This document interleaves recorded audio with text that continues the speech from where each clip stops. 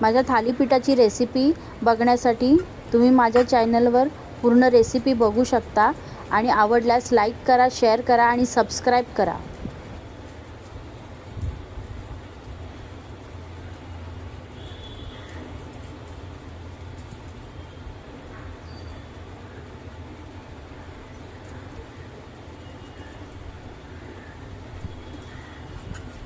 तेल घालून घेऊया तव्यावर.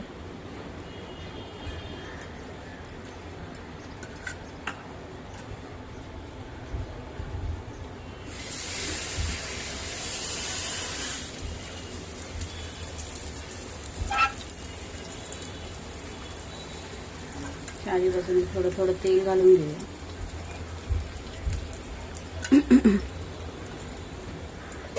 आणि 5 मिनिटासाठी आपण शिजत ठेवू. थालीपीठ आपली रेडी आहेत.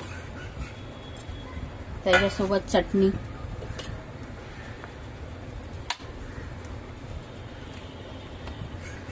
तुम्ही बघू शकता. मस्त आहे बघा, कुरकुरीत.